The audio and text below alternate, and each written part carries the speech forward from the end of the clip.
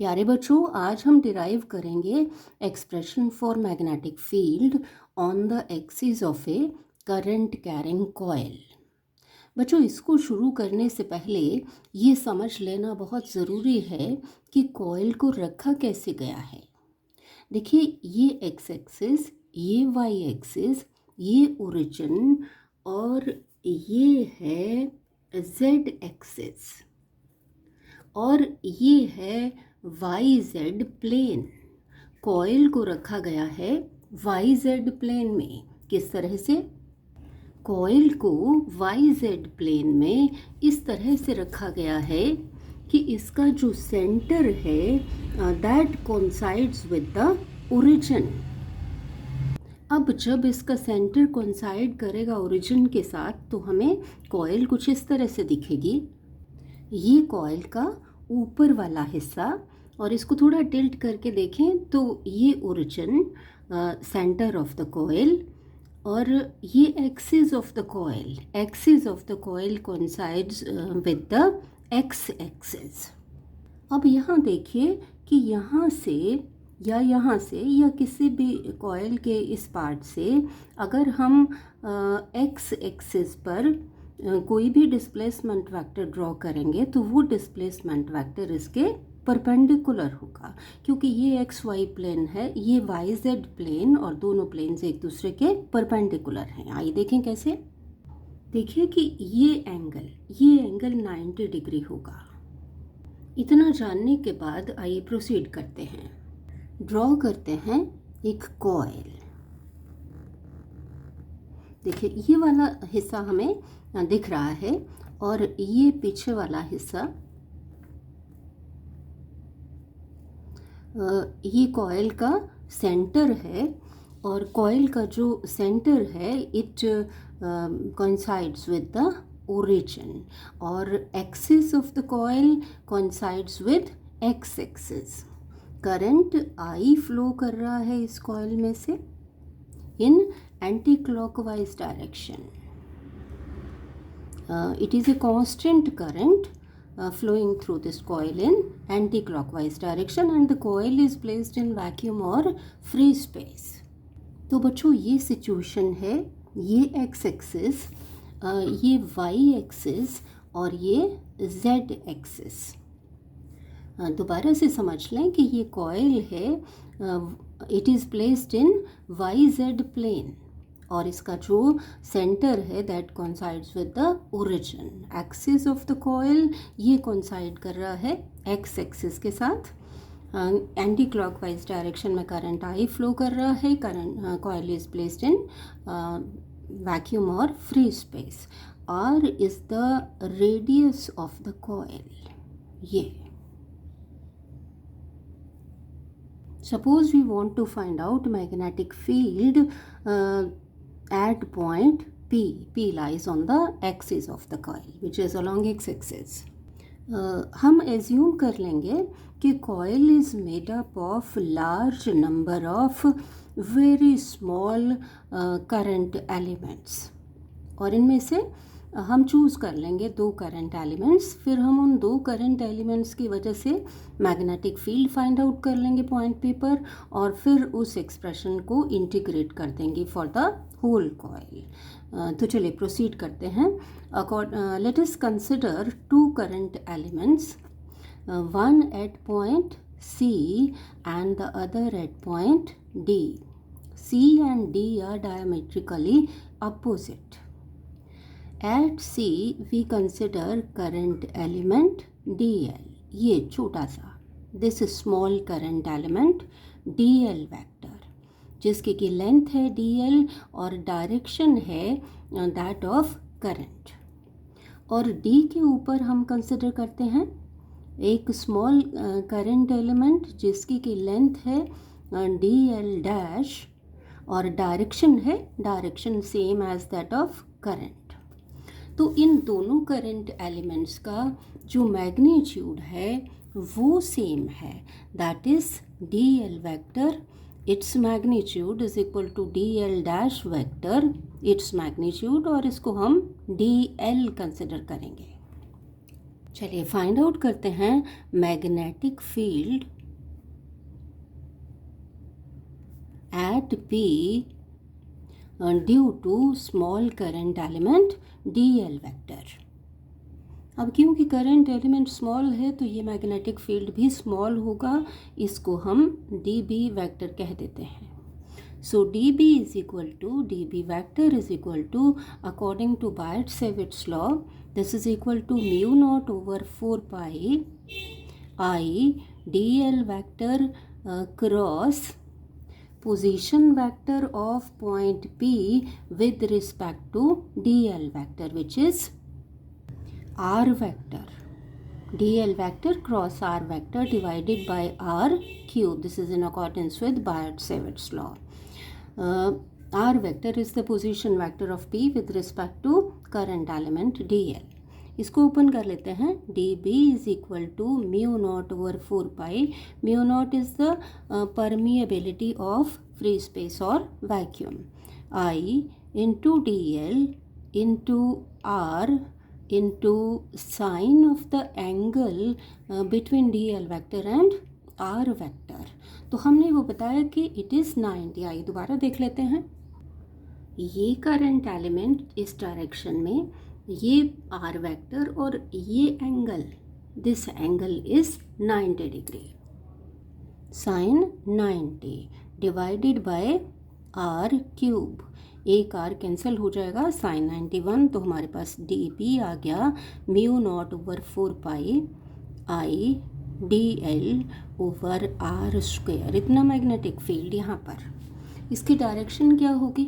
Perpendicular to dl vector and r vector. अब यहाँ से हमने db को ड्रॉ करना है। हम ड्रॉ करेंगे इस डायरेक्शन में परपेंडिकुलर टू r वेक्टर, जो कि ऑटोमेटिकली yz प्लेन के परपेंडिकुलर है, क्योंकि हम db को यहाँ ड्रॉ करेंगे xy प्लेन में और कॉइल है इन yz प्लेन, तो ये ऑटोमेटिकली dl और r के परपेंडिकुलर हो जाएगी। तो ये db वेक्टर। चलिए इसको रिजॉल्व कर लेते हैं along vertical and along horizontal. ये एंगल वर्टिकल के साथ ये एंगल थीटा। अब ये थीटा है तो ये 90, तो ये एंगल हो जाएगा 90 माइनस थीटा, और फिर ये एंगल हो जाएगा थीटा। तो इसका कंपोनेंट जो वर्टिकल कंपोनेंट है, वर्टिकली अपवर्ड डायरेक्शन में, ये डी बी कॉस थीटा, और हॉरिजॉन्टल कंपोनेंट हो गया डी बी साइन थीटा।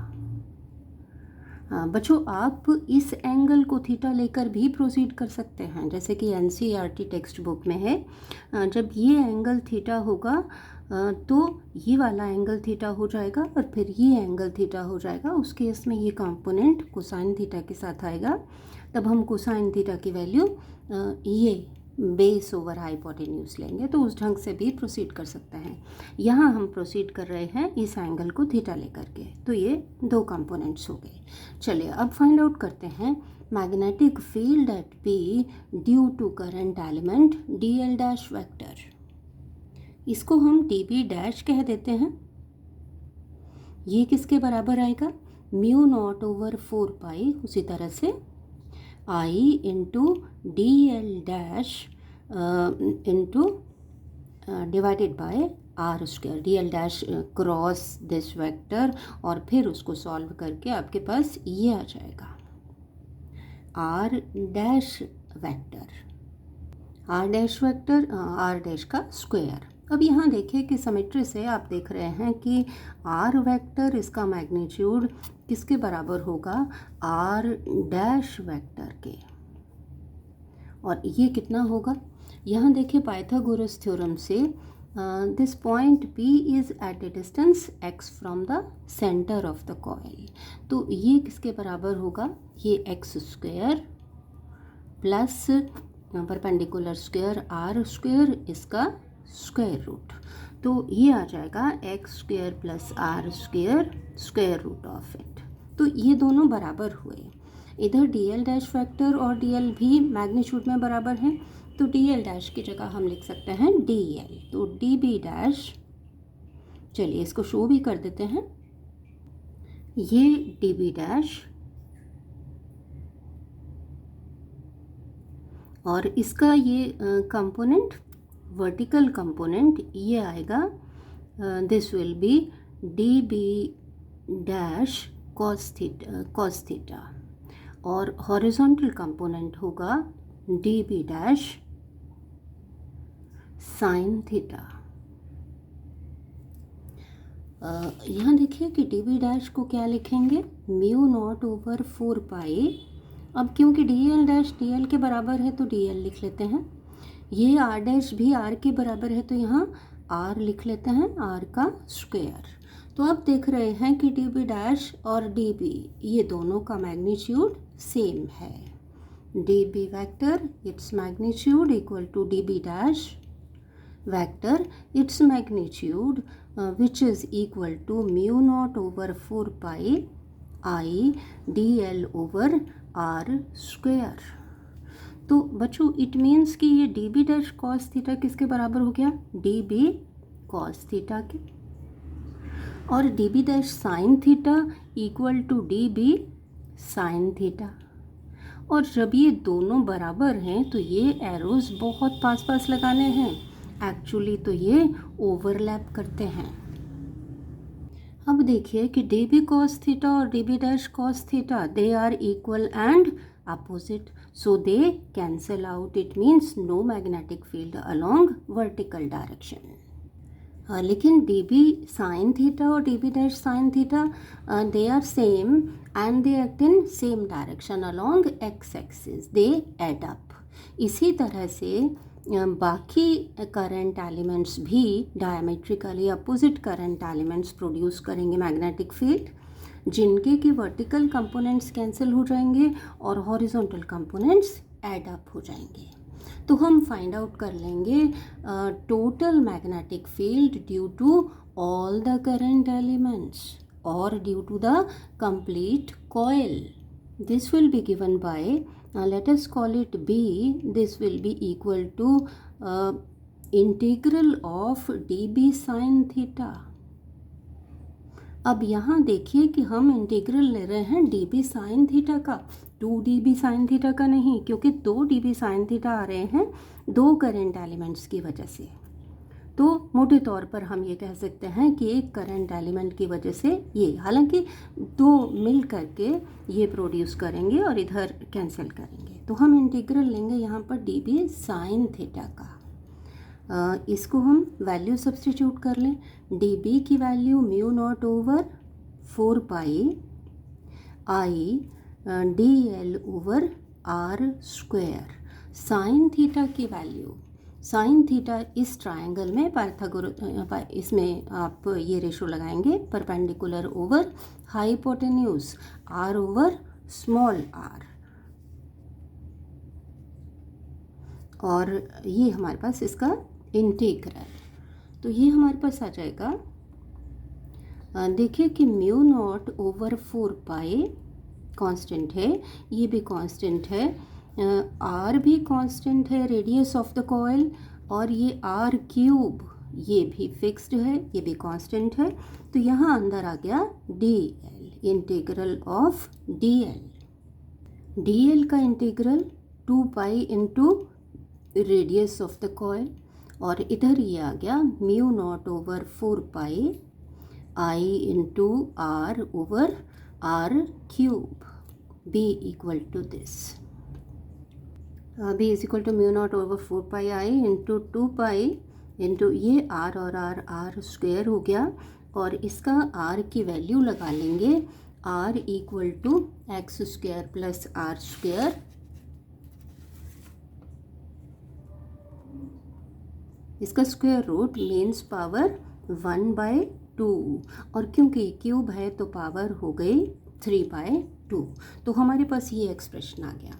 और क्योंकि ये अलोंग एक्स एक्सिस है तो I cap, so B vector is equal to this multiplied with I cap is a unit vector along x axis. तो ये हमारे पास एक्सप्रेशन आ जाता है for magnetic field due to the coil carrying current at point P. एक चीज़ मैं आपको यहाँ बता दूँ कि ये कॉइल यहाँ से डिसकनेक्टेड होती है और यहाँ से बैटरी या सेल से कनेक्ट करते हैं ताकि ये करंट इसमें फ्लो करे। This is magnetic field for one turn coil. If the coil consist of n turns तो यहाँ पर n से मल्टीप्लाई हो जाएगा, ये हो जाएगा एक्सप्रेशन। चलिए अब डिस्कस करते हैं स्पेशल केसेस।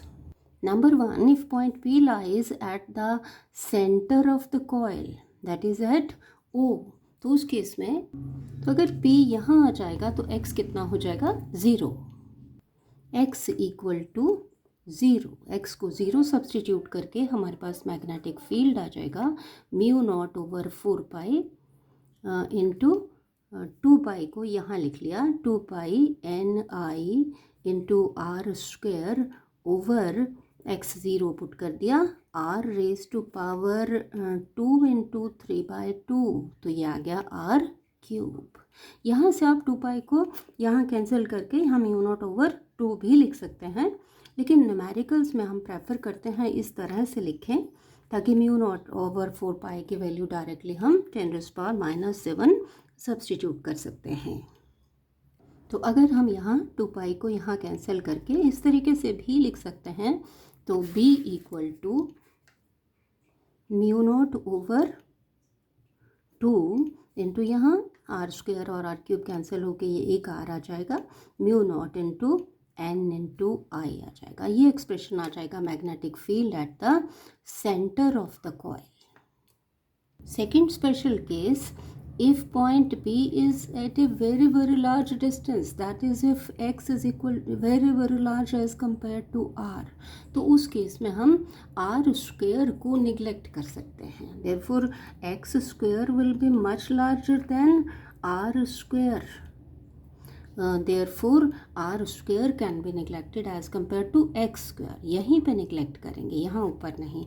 तो हमारे पास b वेक्टर कितना आ जाएगा, ये ऊपर वाला ये ऐसे ही लिखा डिवाइडेड बाय यहाँ आर स्क्वेयर को 0 लिख करके x raise to power 2 into 3/2, तो ये आ गया x क्यूब। और देखिए कि यहाँ magnetic field varies inversely as cube of the distance if distance is very very large. तो बच्चों, I am sure you have followed. Thank you.